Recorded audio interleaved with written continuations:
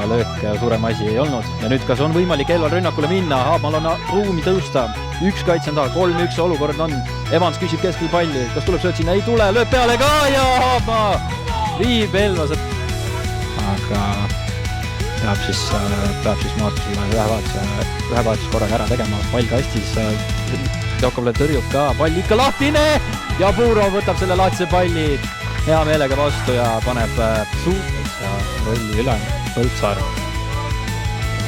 Ja läheb mööda ilusti Lebedevis. Tuleb löök ka ja Põldsaar lööb 3-0. Ja lugu siin näitab, et viimased vaatame nüüd siit hoopiski Velko tahab seda ajalugu hakata siin ümber muutma ja see käis kähku.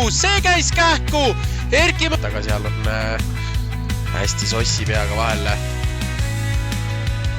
Aga jätkuvalt Flora tulemas, pall värava ette, oi.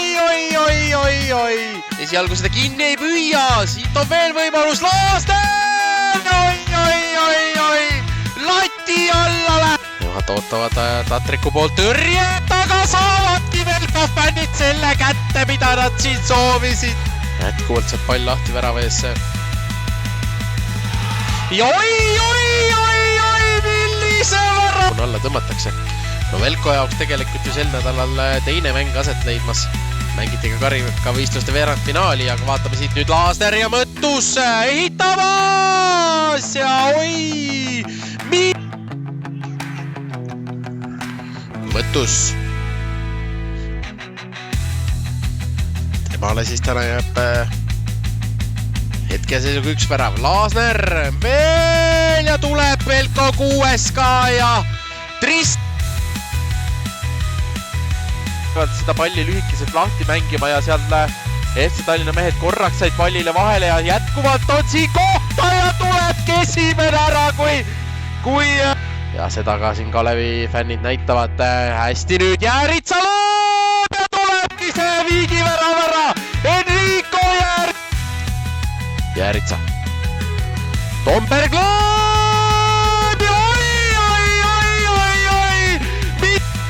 Et piisab ühest libisemisest, Ats purje! Oi. Seba Gentšašvili FC Levadiast. Ja oi, siit tuleb veel.